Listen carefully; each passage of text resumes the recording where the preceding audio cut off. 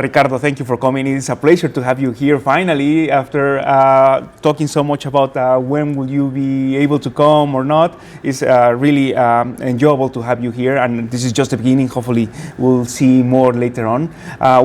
Thanks for the invite, Rafael. It's a great pleasure to be here. Thank you. And as we mentioned before, we wanted to ask you some questions now that you're related so much with regional economics, regional science, innovation, and now that the Nobel Prizes are related to this topic, to innovation and how that creates economic growth, we wanted to ask you some questions. Like, for example, the first one of the things that we are concerned in regional economics, as you know, is why do some regions become trapped to stagnation while others concentrate innovation and investment, and they are able to grow? What do you think that's still happening?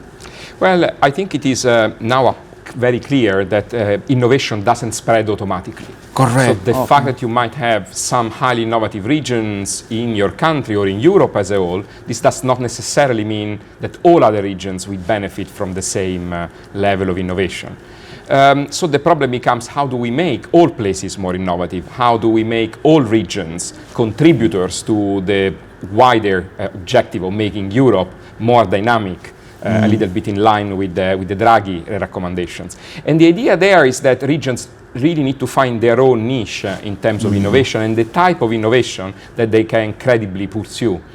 Very often, peripheral regions, less dynamic regions, go for like flashy, very high-tech projects that then either fail to develop or fail to generate the necessary spillovers and the necessary benefits to the local innovation ecosystem. So I think the key to address the persistent lack of innovation in many European regions is really to design innovation policies that rely on the advantages that these particular regions already have and build on that advantage. This sometimes means focusing more on process innovation or focusing in innovation in more traditional sectors as a starting point to get started and start moving onto the innovation ladder. Going for the high-tech, trying to reproduce more and more like Silicon Valleys in the periphery of Europe has proven a big recipe for failure and sometimes frustration of very positive efforts in these regions. So in my view, the recipe is focusing on credible targets and making sure that the right conditions are in place for innovation to happen, as well as to spread and become embedded into the local ecosystem of these regions.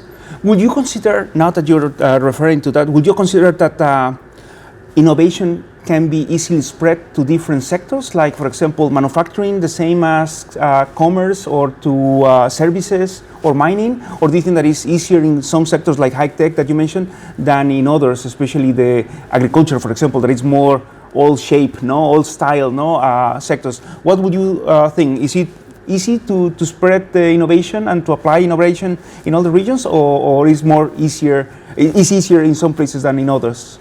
Well, certainly in some places it is easier to find multiple applications of innovation, and in some places you have a more dynamic set of sectors that automatically or like more autonomously are able to develop new ideas and be innovative. However, you can really start from a set of sectors that are not necessarily high-tech sectors and develop innovation in these sectors.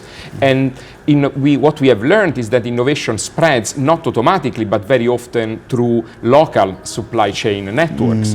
So when you have buyer-suppliers relationships, for example, and connections that are intersectoral, then innovation can spread from one sector to the other. If you mention agriculture, but in agriculture or in rural areas, if you think about innovation in an integrated manner, you don't only focus on agricultural production, where there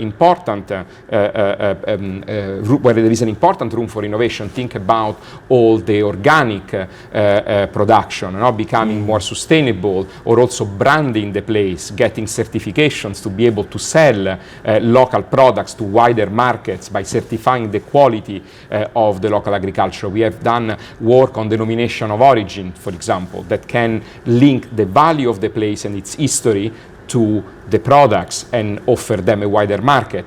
So there are lots of types of innovation that you can do within agriculture, but also intersectionally, because when these places become known for their products, then they can also attract tourism, for example, and so you can go into services and think about agritourism, and this can lead to further diversification in terms of things that can become tradable, for example, through e-commerce.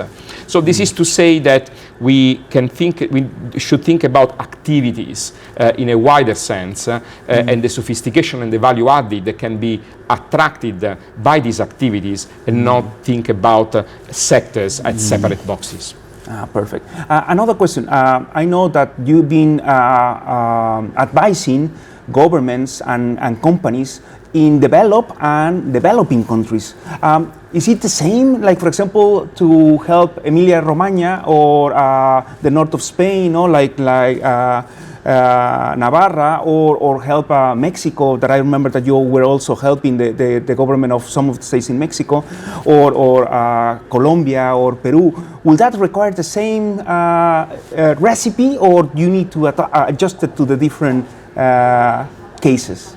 Absolutely. I mean, the recipes are very different in very different contexts, and I think when reflecting on how our theories or our studies apply to different contexts, we really need to be mindful of these fundamental characteristics and the opportunities that are different for different type of economies. So I think there are some recurrent features and some key mechanisms that remain true even when you go in different contexts. But however, so that's important to have similar frameworks of understanding, also to be able to compare cases and be able to put in place a policy learning, understand what is it that can be transferred.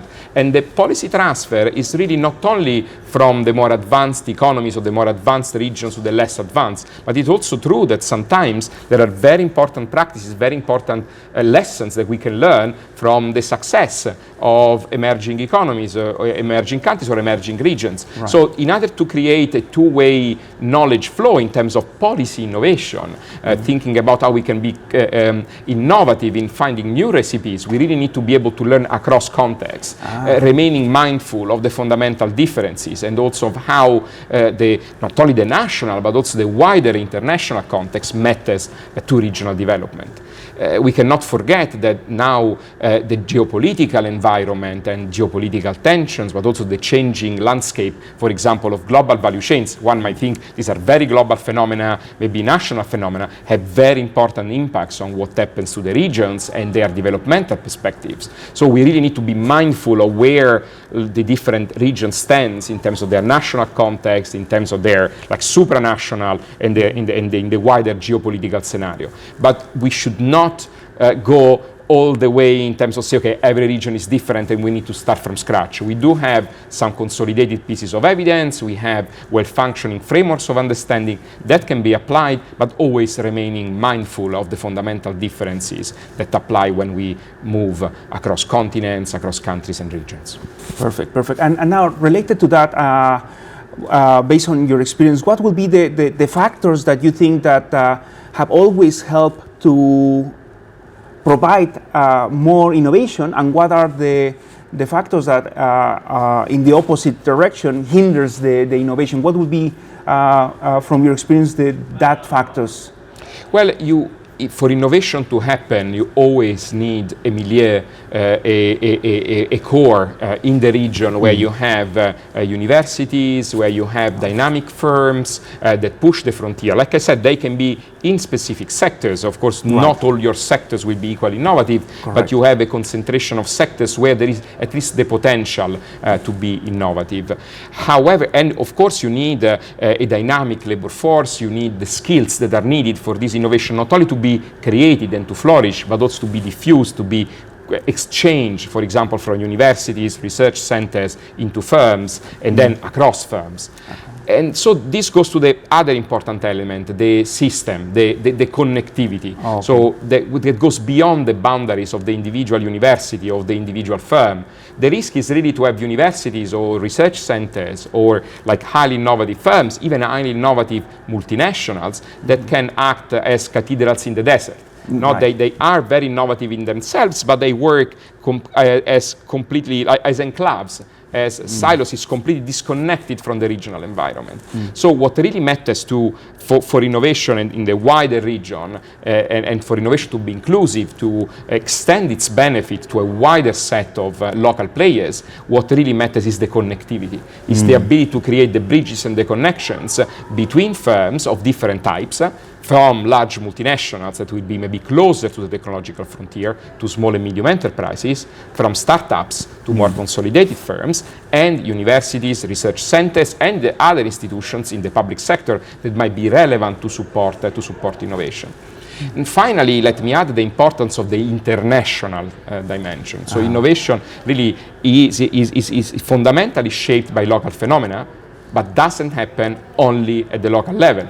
Innovation is the result of the interaction between the global characteristics, including global innovativeness, absorptive capacities, and global interactions. The importance of being able to connect to wider global networks that can bring about innovation, new knowledge, new technologies to the region, and at the same time bring the knowledge that is developed in the region to the foreign markets. So all these components, the systemic dimension, its international projection, its internal cohesion and connectedness create the ideal conditions for innovation to flourish.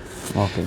When these components are missing or like work in a dysfunctional manner, for example, when the system becomes too close, is unable to adapt to change, becomes based on rent-seeking behavior more than being focused to the possibility to attract new opportunity, to pursue new opportunities, to reinvent itself. That's where even innovative regions can start lagging behind, start losing their competitive edge, in particular in a context where like new hubs keep emerging, a very dynamic international competitive landscape. So having a cohesive system, a well-connected system is a good thing, but when this system becomes inward-looking, is controlled by certain groups, by the incumbents, by local elites, then it can become a factor that hinders technological development and dynamism. Of course, at the other end of the spectrum, you have regions that lack this systemic component, that lack also a public sector that is able to support and intervene where market failures are identified, or system failures are identified, and that's where more policy support is needed to make this happen. Always being mindful of setting the regional system and regional policies realistic objectives. Perfect. Thank you, Riccardo. Now I have a different question. Can technological innovation truly serve as a tool for territorial cohesion, or does it inevitably widen the gaps between regions? What do you think? Well, I mean, that's a very important question, Rafael. I think we need to analyze very carefully the impact of technological innovation on interregional and intra-regional inequalities. Okay. To give you an example, when during the pandemic we had the work from home revolution, now the idea was now people can work from home, they are less attached to urban areas, this will generate opportunities for development in rural areas, in less central places. So there was this idea, okay, technological development, the adoption of technologies like work from home, so digital technologies and managerial practices can give more opportunities to peripheral places.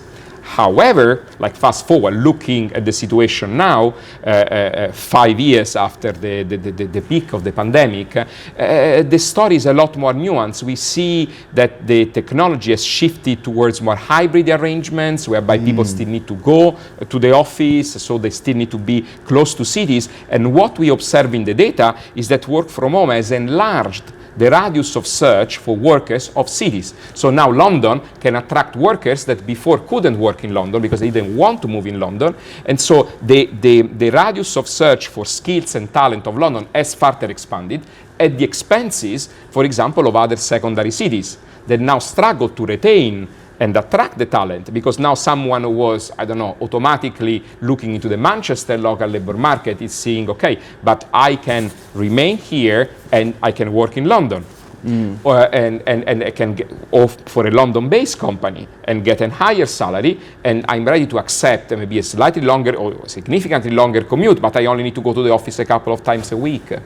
So this is the same for rural areas. The idea was, okay, these people, like people working from home, can generate opportunities in rural areas. But also what we have seen is that people that just go and work in these places can generate a modest multiplier for their local demand, but they don't really create business, they don't create local buzz in the rural areas, and many of them spend mostly like their leisure time in the rural areas and then run most of their business activities in the urban centers.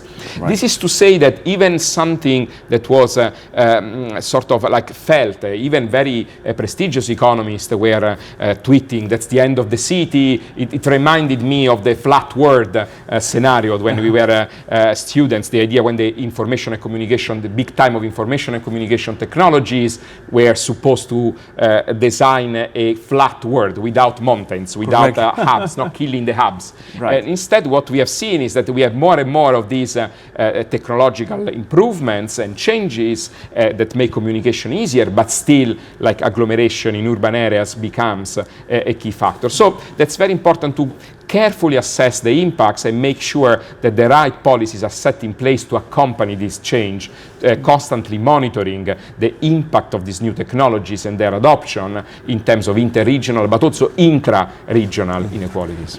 Perfect. Thank you, Riccardo. Now, I have a different question. What lessons can we draw from European regions that have successfully reinvented themselves, such as the one that we mentioned before, Emilia-Romagna, the Basque Country, for example, just nearby here? For those still seeking a sustainable development model, then what do the ones that are seeking should follow the example of these regions? What would you recommend? Well, it's very important to consider a multiplicity of factors, because the cases of success, what determines success in some regions is not necessarily replicable in other regions.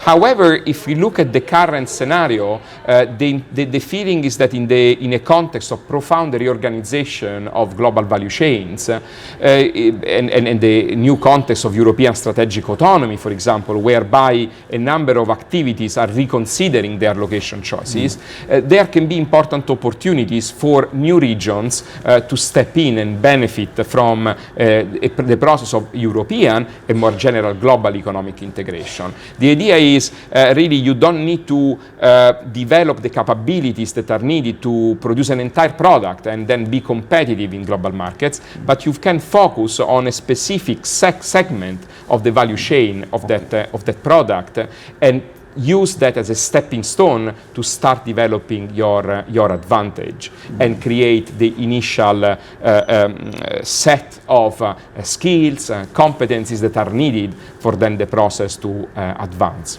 Right. So the idea is that really for like European regions that are starting to explore their journey in terms of innovation, it is very important to not only look at home, but constantly consider what they have at home vis-a-vis what the global scenario can offer.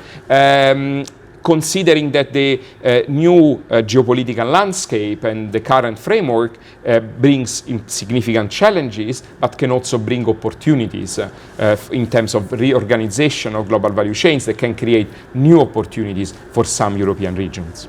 Perfect. Thank you, Riccardo. Now, a question in the different area. What recurring mistakes can be found in the design and implementation of European public policies on cohesion and innovation that you have experienced?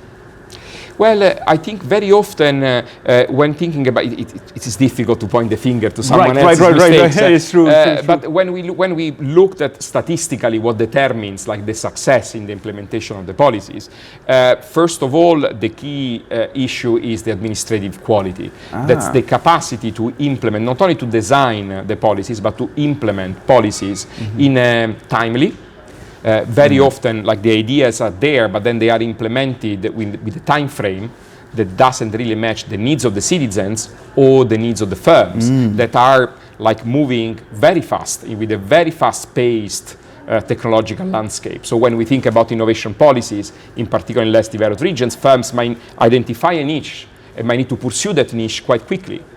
And sometimes policies are designed that are either targeting the wrong type of sectors because there is the impression, okay, we know best what you might need, and instead firms might know best. So that's about designing tools that are flexible enough to satisfy the particular needs of firms and citizens, but also that are able to satisfy these needs in a timely manner.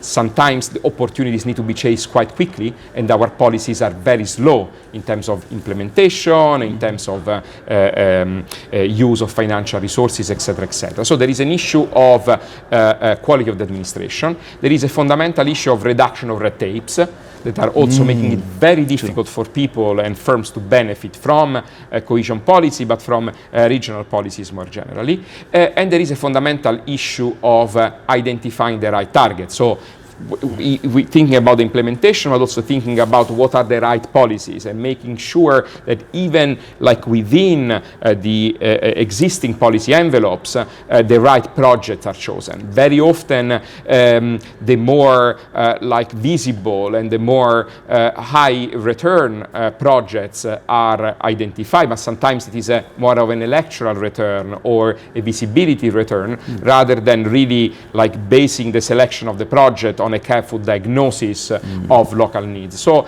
when I think about the success of regional policies in the area of innovation, but not only innovation, also when it comes to skills, when it comes to digitalization, it's very important to make sure that the policies become enabling factors to address situations of local need, to address the bottlenecks where they are needed the most, and that these bottlenecks are addressed in a timely manner.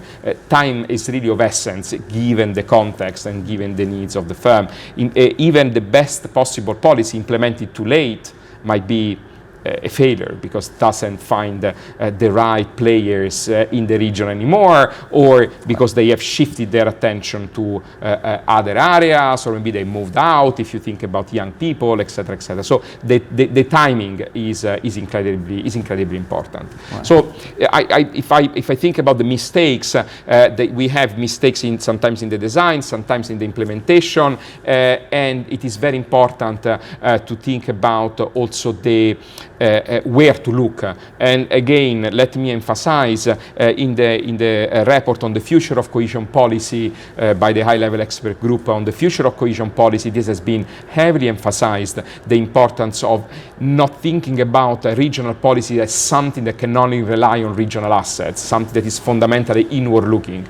Today is more important than ever to look outside the region, to think national, to think globally, and so to think at what can be traded, how regions can attract investment, domestic but also foreign investment, and what is crucial is the mobilization of private capital. So to be able to leverage, to think about not only, okay, how can I use public resources, but what type of public resources in a context of tighter and tighter budget constraints at the regional level, at the national level, but also when thinking about the multi-annual financial framework at the European level, these policies really need to think about how to become complements, how to become multipliers of private investment. So it is important to look globally, but also to look at the private sector as an important counterpart, as an important ally for successful regional policies.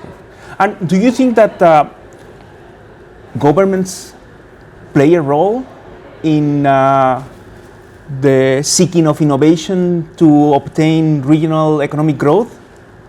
I mean, absolutely. I think we do know that there are important market failures as well as important government failures that need to be addressed by proactive innovation policies in order to make sure that we have enough innovation and that we have an innovation model that is also inclusive and that whose benefits are spread in the right manner, in a manner that is compatible with the needs of a plurality of groups in European society. So definitely there is scope for a government intervention to create the conditions for innovation to flourish, but also to benefit, to spread the benefits of innovation where innovation is flourishing.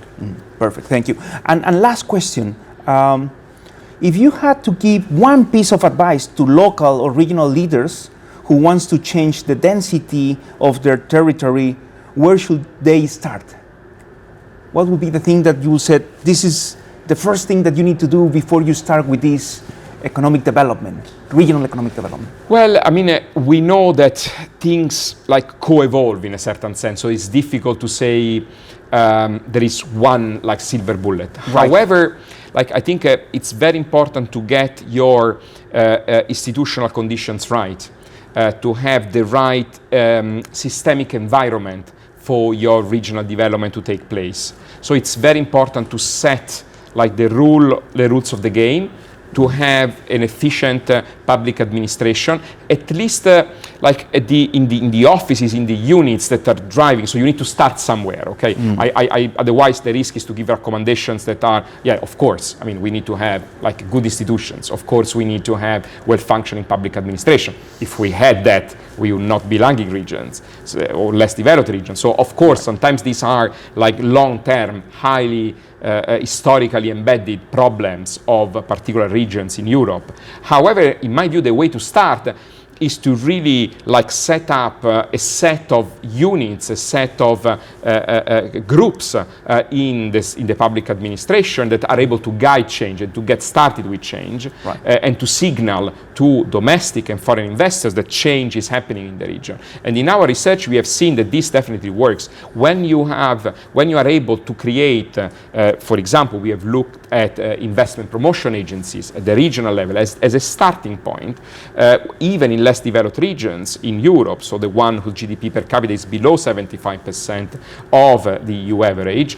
these units, when they have a clear mandate where they are visible also to the outside world, they can play an important role as coordinators of domestic and international efforts. And this becomes like one possible starting point.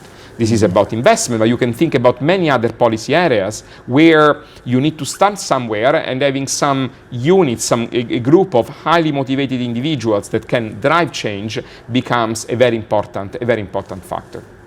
Perfect. Riccardo, thank you very much for all the details. We'll for sure be in contact for going more into the details that you have given us. Thank you very much, Riccardo, and we'll see you. Thank you, Rafael. Thank you very much. Thank you. Thanks.